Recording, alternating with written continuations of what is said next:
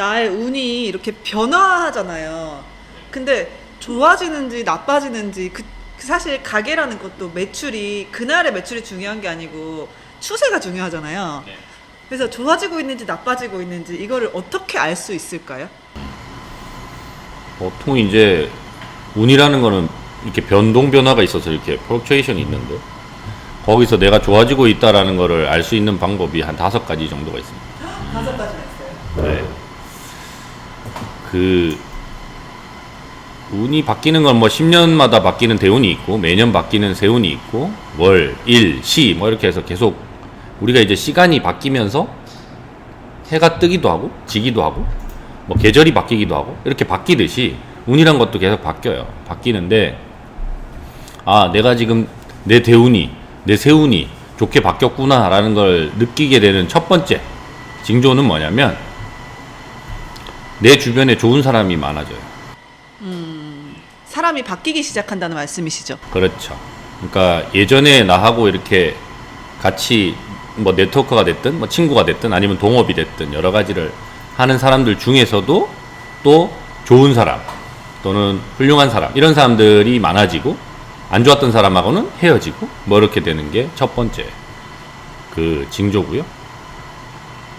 두 번째 징조는 내가 되게 건강해져요. 건강이요? 네. 그러니까 자고 일어났는데 와 깨우네. 와 몸 컨디션이 너무 좋네. 뭐 이런 날이 좋은 날이에요. 왜냐면 사람도 어차피 살아가고 있는 거고 여러 가지 기운들을 내 몸에서 겪고 있기 때문에 그런 걸 갖다가 자꾸 느끼거든요. 여러 가지 느껴서 그래서 내 컨디션이 와 좋으면 야 오늘 되게 좋은 날이다. 오늘 뭘 해도 되겠네? 뭐 이런 거. 그래서 근데 이제 이거는 내가 만들 수도 있는 거예요. 예를 들어서 이제 애들 수능 시험 보러 가면 수능 한 일주일 전부터 컨디션 조절을 해야 돼요. 왜냐하면 내가 모르는 문제는 찍어야 되잖아요. 찍어야 되는데 잘 찍어서 맞추려면 그런 거를 그 전주부터 해서 이렇게 좀 잠도 좀 일찍 자거나 아니면 본인이 좋아하는 그 스케줄이 있어요. 몸의 사이클? 그런 걸 맞춰서 해놓으면 몸 상태가 좋으면 당연히 그런 공부도 잘 되고 뭐 이런 게 있어서 그런 거를 꼭 체크해서 하는 것도 좋고 그리고 그게 느껴집니다. 네. 그게 이제 두 번째 징조고. 세 번째 내가 운이 되게 좋아졌다라고 느껴지는 그 징조는 그냥 그런 적어놨는데. 말씀 들으면서 그런 생각 들더라고요. 그럼 내가 컨디션이 좋게 느끼도록 노력하면 되겠네? 된다는 거잖아요. 그렇죠? 네. 그럼요. 그래서 그거를 이렇게 노력하면 바뀌는 건 맞는데 근데 이제 제가 이제 상담을 하다가 보면 그게 잘 안 될 때가 있어요. 그게 운이 이제 안 좋아질 때는 근데 뭐 조금씩 그렇게 노력을 해서라도 내 컨디션 좋게 만들고 주변 사람들 좋게 만들고 하면 극복은 되겠으나 그 안 좋은 사람이 나한테 다가오는 거를 막는 게 생각보다 어렵습니다. 예. 제가 교통사고 관련해서 얘도 많이 들어서 얘기는 하는데 내가 아무리 운전할 때 조심하면서 신호 지키고 천천히 가고 뭐 이런 거 한다고 치더라도 그치. 와서 박아버리면 어떡해. 어떤 미친놈이 갖다 박으면 내가 어떻게 할 수가 없어요. 그러면 뭐 마이너리티 리포트처럼 뭐 나를 미친놈이 갖다 박을 걸 미리 예상해서 그 놈을 제거한다거나 내가 뭐 그 시간을 피해가거나 이게 안 되거든요. 근데 안 좋은 일이 올 때는 막 쓰나미처럼 오더라고요. 그래서 그런 거를 뭐 피하면 좋겠으나 그게 잘 안 될 때도 있습니다. 운이 안 좋을 때는. 그리고 운이 좋아졌을 때 나타나는 또 세 번째 징조는 생각보다 소소한 돈들이 잘 들어와요. 길 가다가 막 줬고. 그럼요. 길 가다 돈 주우면 그거 되게 좋은 징조예요. 진짜요? 그럼요. 남의 거 아니야 하고 이렇게 두는 게 아니라 챙길까요? 예를 들어서 뭐 500원, 1000원짜리는 괜찮죠. 근데 이제 예를 들어서 몇백만 원 이런 건 당연히 이제 신고해서 갖다 주거나 아니면 땡 잡았다 이렇게 해야 되는 거 아니에요? 아니요. 그러면 안 돼요. 그거는 내 재물이 아닌데 그 사람한테 돌려주고 그걸로 인해서 내가 다른 걸 받으면 됩니다. 그래서 그런 자그마한 조그만 행운들이 나한테 많이 찾아온다 라는 것도 운이 바뀌었다라는 좋은 징조가 계속 보인다는 말씀이시죠? 네. 근데 보통은 그게 내가 잘 못 느껴요. 왜냐면 그게 연속적으로 이렇게 따따따따 오거나 아니면 계속 그렇게 되면 진짜 내가 좋은가? 이러는데 예를 들어서 아까 몸이 좋아지는 것도 하루는 되게 컨디션이 좋았어요. 근데 그날 저녁에 좋다고 친구들하고 술 진탕 먹고 자서 그 다음날 힘들면 내가 이게 다시 안 좋아졌잖아요? 그러면 잘 몰라요. 그것도 지나가고 잊어먹고 이러면. 근데 이제 그걸 계속 추적하듯이 이렇게 트래킹을 해가지고 그런 걸 느껴보면 아, 이게 내가 운이 좋게 바뀌었구나 라는 걸 알 수 있습니다.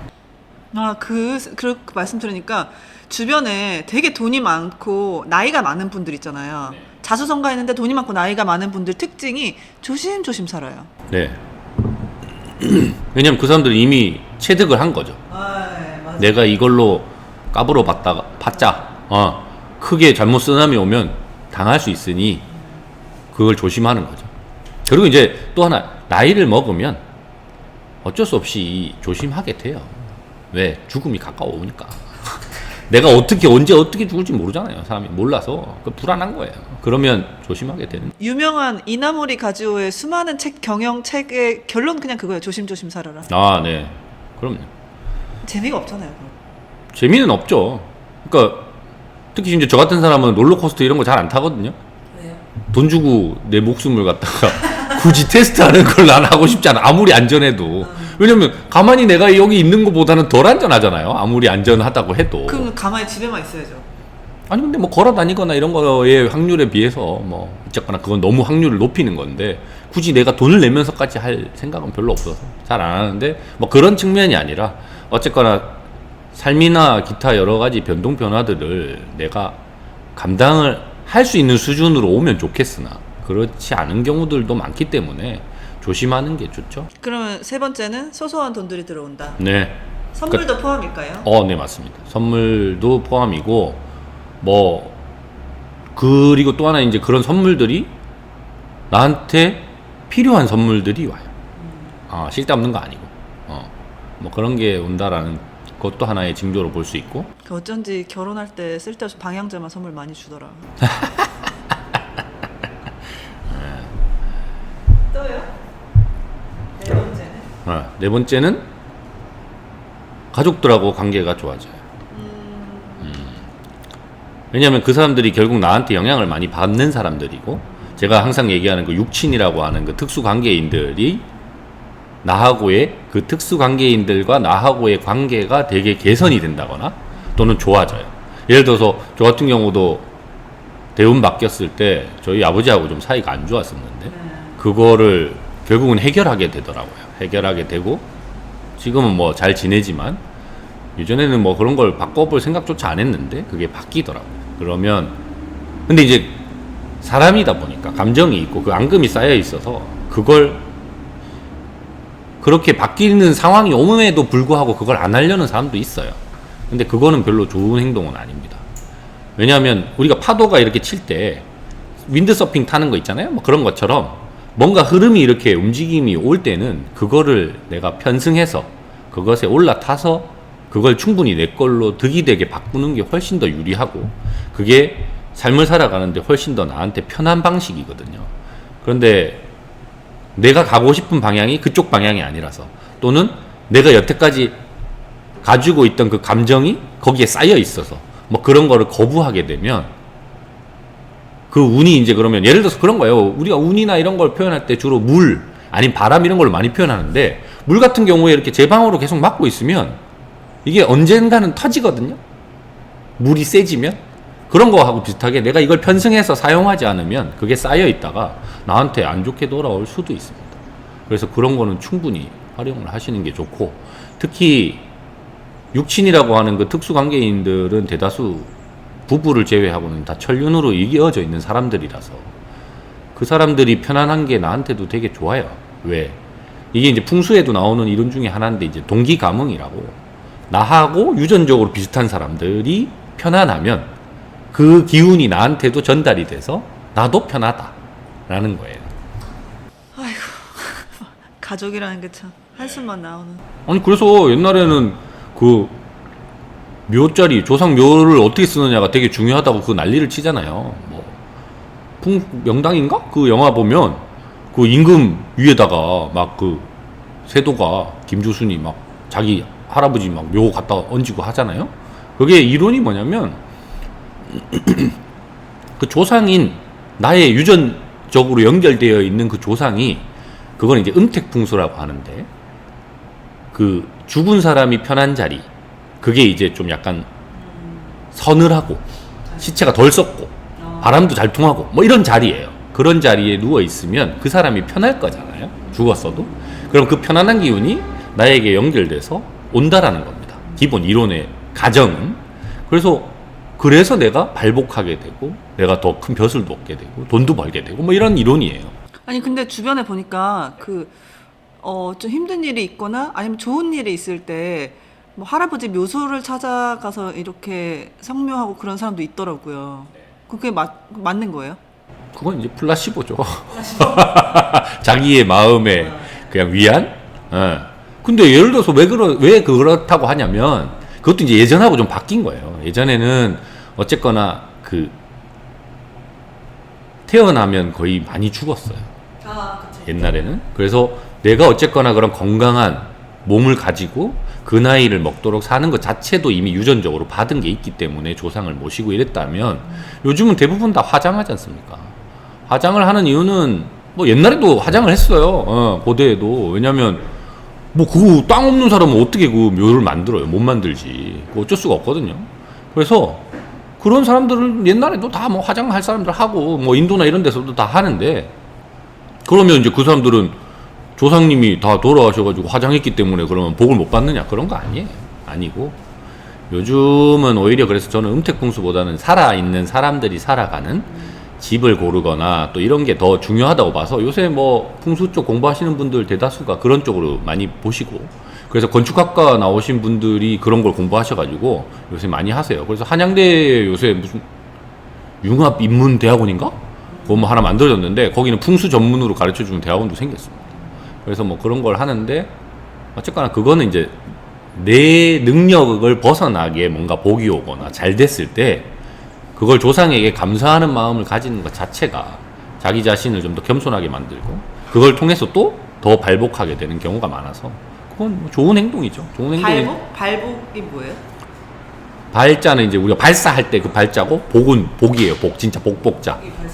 복이 발산하는 거예요. 가만히 있는 복이 아니라 막 발산하는 복. 그래서 복이 발산하면 복을 많이 받겠죠. 뭐 그런 거. 그 다음에 이제 마지막으로 내가 운이 좋아진 걸 느낄 수 있는 신호가 뭐냐면, 그동안 내가 고민했던 문제가 해결이 됩니다. 골치 아프게 했던 거. 예를 들어서 회사인데 부하 직원이 나 속을 새겼어. 근데 얘가 나갔어. 그러면 운이 좋아진 거예요.